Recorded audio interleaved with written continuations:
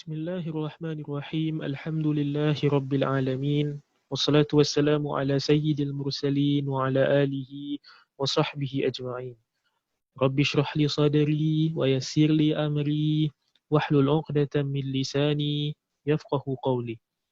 Subhanaka la ilma lana illa ma 'allamtana innaka antal alimul hakim. Astaghfirullahal azim. Astaghfirullahal azim wa atubu ilaih. Amma ba'd.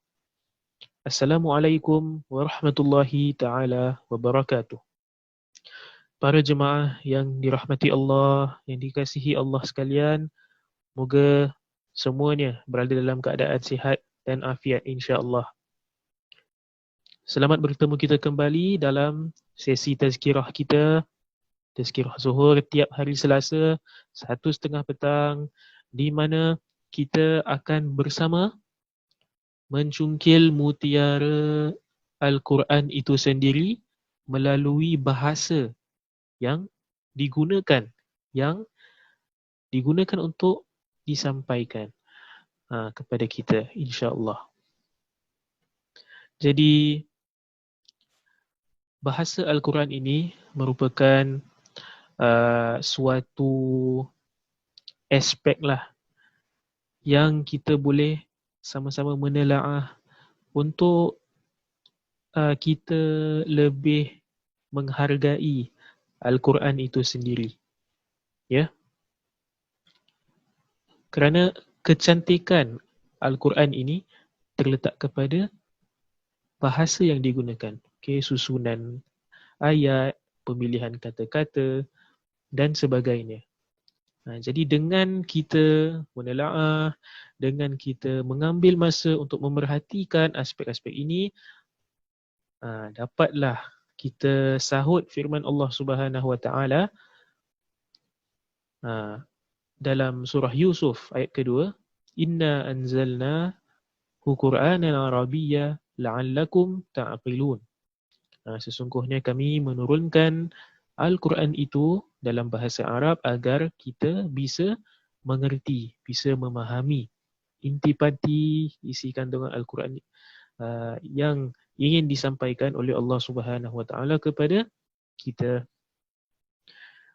Baik, jadi kita recap sedikit apa yang kita bincangkan pada minggu lepas, kerana dia berhubung rapat dengan apa yang kita akan bincangkan pada minggu ini, pada sesi ini, insya-Allah. Jadi pada minggu lepas kita ada bincangkan tentang jenis khabar, atau jenis jumlah dalam bahasa Arab. Ada 3 macam. Yang pertama adalah khabar ibtidai, di mana khabar ini ditujukan kepada mereka yang tidak tahu atau tidak ingkar akan sesuatu perkara, maka jumlah ini tidak perlu disertakan dengan apa jua penekanan, apa jua taukid. Sebagai contoh, kalau kita nak bilang, kita sebagai guru, kita nak bilang kepada pelajar kita ada exam esok dan mereka memang tak tahu pun ada exam dan mereka memang tak ingkar pun akan adanya exam. Jadi kita bilang kepada pelajar kita, wahai pelajar-pelajarku, esok exam. Begitulah contoh khabar ibtidai. Tak ada apa jua penekanan pun, tak ada apa taukid pun. Jadi itu yang pertama. Yang kedua adalah khabar talabi. Khabar talabi. Di mana di sini khabar ini ditujukan kepada mereka yang berlakunya syak. Dia tak pasti, ada keraguan tentang suatu perkara. Maka di sini kita letakkan satu penekanan atau satu taukid. Sebagai contoh, kita gunakan contoh pelajar dengan guru tadi. Kalau pelajar tersebut ragu-ragu, ada exam ke tak? Dia tanya kepada guru. Jadi, guru tu akan sebut, wahai pelajarku, sesungguhnya esok exam. Jadi ada penekanan di situ, sesungguhnya. Baik, jadi ini yang kedua khabar talabi. Yang ketiga merupakan khabar inkari. Jadi khabar inkari ini adalah khabar yang ditujukan kepada mereka yang ingkar akan sesuatu perkara. Maka diletakkan 2 atau lebih taukid di situ. Contoh kalau kita guna sama dengan contoh, kalau pelajar-pelajar tu tak macam betul-betul ingkar akan adanya exam. Cakap kat guru, taklah, bukan esok lah exam, esok tak ada exam lah dan sebagainya. Jadi guru tu pun cakap lah, wahai pelajar-pelajarku, demi Allah, sesungguhnya esok exam. Dia ada 2 penekanan di situ, demi Allah sesungguhnya. Jadi itulah jenis-jenis khabar dalam bahasa Arab. Okey. Khabar ibtidai, khabar talabi, khabar inkari. Jadi kita akan bincangkan pada sesi ini bagaimana bahasa yang digunakan dalam Al-Quran terkadang dia tak ikut kaedah asal ini. Dan bukan sia-sialah, bukan sebab kecuaian Allah Subhanahu Wa Taala melanggar kaedah ini. Dia ada makna di sebalik itu. Okey, sebagai contoh, kita mengambil ayat daripada surah Al-Mu'minun, ayat ke-15 dan ayat ke-16. A'udzu billahi minasyaitonir rajim. Thumma innakum ba'da dzalika lamayyitun. Thumma innakum yawmal qiyamati tub'atsun. Sadaqallahul azim, yang memberi arti kemudian sesungguhnya kamu sesudah itu akan mati. Kemudian sesungguhnya kamu akan dibangkitkan hidup semula pada hari kiamat. Okey. Jadi ayat ini ditujukan kepada mereka yang beriman kepada Allah Subhanahu Wa Taala. Jadi diorang nafikan tak bahawa mereka akan mati pada suatu hari dan kemudian mereka akan dibangkitkan semula. Sebagai orang yang beriman, mereka tidak nafikan berlangsungnya hari kiamat di mana orang semua akan mati dan akan dibangkitkan semula. Tak nafikan pun orang yang beriman ni. Tapi kenapa Allah Subhanahu Wa Taala sertakan ayat ini dengan penekanan, dengan huruf taukid, huruf inna. Inna, sesungguhnya kamu akan mati dan sesungguhnya kamu akan dibangkitkan semula. Jadi langgar kan kaedah Arab di sini, kaedah bahasa Arab, sertakan taukid penekanan kepada mereka yang tak ingkar, tak nafikan pun perkara tersebut. Jadi jawapannya adalah disebabkan terkadang kita sebagai orang yang beriman ni pun perlu peringatan. Taklah kita tip-top, taklah kita hebat tiap waktu kan. Kadang kita cuai juga, kadang kita lalai. Al-insan mahallu al-khata' wa nisyan. Bab kata pepatah. Yang bererti seorang insan, dia tidak terlepas daripada kesalahan dan juga kecuaian. Jadi apabila kita terjebak dalam kecuaian, kelalaian dan sebagainya, kita perlu peringatan. Dan peringatan inilah bermanfaat bagi kita. Jadi kerana itulah Allah Subhanahu Wa Taala sertakan taukid atau penekanan di sini agar kita sedar kembalilah. Kadang kita ni terlalu kejarkan dunia sehingga kan akhirat kita terlupa. Tak sengajalah lupa. Jadi dengan itu kita harus diingatkan oleh Allah Subhanahu Wa Taala bahawa hari akhiratlah kita punya tujuan, di mana kita akan mati dan dibangkitkan semula pada hari tersebut. Kerana itu, kerana Allah Subhanahu Wa Taala ingin mengingatkan kita akan demikian dan mengeluarkan kita daripada kecuaian, kelalaian. Kerana itulah Allah Subhanahu Wa Taala menekankan khabar ini dengan taukid. Masya Allah.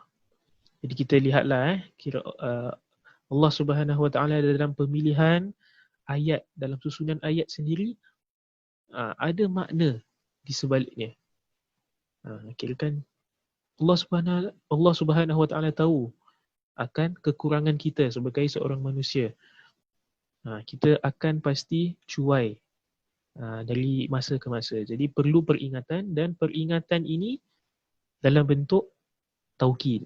Okay, kerana itu meskipun kita tidak ingkar pun akan keberlangsungan hari akhirat, tetapi Allah Subhanahu Wa Taala letak taukid di sini agar kita diperingatkan akan hal tersebut.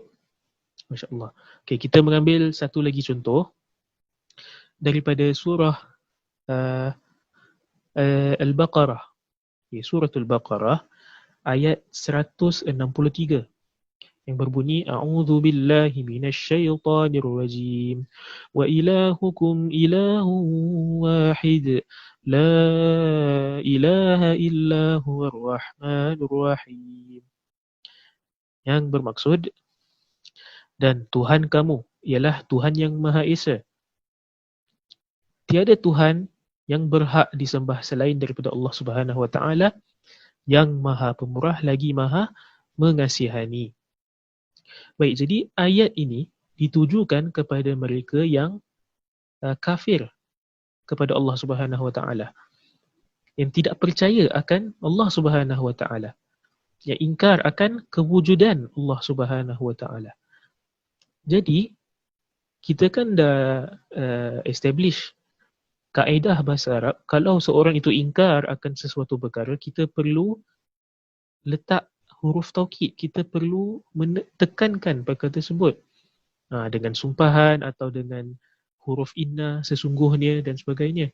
Tapi kita lihat pada ayat ini, wa ilahukum ilahu wahid, tak ada pun penekanan di situ, tak ada inna, tak ada wallahi. Dia statement biasa, tanpa penekanan, tanpa taukid. Jadi kenapa demikian? Meskipun dia dituju kepada mereka yang kafir, yang tidak percaya bahawa Allah Subhanahu Wa Taala itu adalah Tuhan. Jadi jawapannya adalah kerana macam-macam bukti Allah Subhanahu Wa Taala telah tunjukkan kepada orang kufar, kaum musyrikin, dan mereka tetap ingkar akan ketuhanan, keesaan Allah Subhanahu Wa Taala. Jadi hendak dikatakan di sini, macam mana banyak taukid atau penekanan ditekankan pun, letaklah 2, 3, 4, 5 taukid kepada mereka, ingkar mereka, tahap ingkar mereka tetap akan tinggi, bahkan lebih tinggi dari sebelumnya. Jadi tak gunalah kalau kita tekan, kalau Allah Subhanahu Wa Taala tekankan macam mana banyak pun, tetap mereka akan berada dalam keingkaran mereka. Jadi untuk menjawab soalannya, kenapa tak ada huruf taukid di sini meskipun ia dituju kepada mereka yang ingkar, adalah kerana tiada manfaatlah bagi untuk menekankan perkara ini kepada mereka. Sebab kita tekan macam mana banyak pun, mereka tetap akan ingkar, malah akan tambah lagi ingkar mereka. Dan juga telah dibentang juga kepada mereka bukti-bukti bahawa Allah Subhanahu Wa Taala itu adalah Tuhan alam semesta, namun kerana mereka tidak ingin percaya, tidak hendak percaya, maka terpulanglah pada mereka. Jadi tidak ada penekanan di sini sebab ingin diutarakan keingkaran mereka yang tiada tandingannya di sini.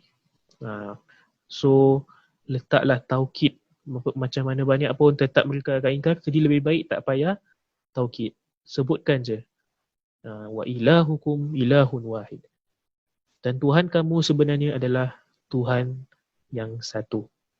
Lihatlah bukti-bukti yang kita ada. Kamu tak nak percaya juga, terpulanglah. Samalah kalau kita boleh beri contoh. Macam kalau kita tengah debat, kita tengah discuss suatu perkara dengan kawan kita. Meskipun dia dah salah, tapi dia tak nak mengaku dia salah. Awak sumpah macam mana pun, letak huruf penekanan atau taukid macam mana pun, tetap dia tak akan percaya. Jadi lebih baik lantaklah kita biarkan je kan. Sama situasi itu dengan ayat ini. Jadi Masya Allah, dengan ini sebagai rumusan kita dapat lihat bahawa Allah Subhanahu Wa Taala dalam menurunkan ayat suci Al-Quran dalam bahasa Arab terkadang akan keluar daripada kaedah asal bahasa Arab. Namun terkeluarnya daripada kaedah asal ini tidak bermakna Allah Subhanahu Wa Taala cuai akan bahasa Arab. Namun yang benar adalah bahawa Allah Subhanahu Wa Taala ingin memberi kita gambaran yang lebih tepat. Melalui bahasa Al-Quran itu sendiri. Agar pada akhirnya dengan kita menelaah Al-Quran itu melalui bahasanya, dapatlah kita lebih mengerti, lebih memahami intipati yang ingin disampaikan kepada kita. Masya Allah. Cukuplah dengan isi ini, pengisian ini untuk sesi ini. Semoga ia bermanfaat untuk kita bersama. Terima kasih sudi mengikut sesi ini. Kita akhiri dengan tasbih kafarah dan suratul Asr. Subhanakallahumma wa bihamdika asyhadu an la ilaha illa anta astaghfiruka wa atubu ilaik. Bismillahirrahmanirrahim. Wal 'asr innal insana lafi khusr illa alladhina amanu wa 'amilus solihat wa tawasaw bil haqq wa tawasaw bis sabr. Wa sallallahu ala sayyidina Muhammadin wa ala alihi wa sahbihi wasallam. Walhamdulillahi rabbil alamin. Assalamualaikum warahmatullahi taala wabarakatuh semua, dan jumpa lagi dalam sesi-sesi tazkirah pada minggu-minggu yang akan datang, insya-Allah.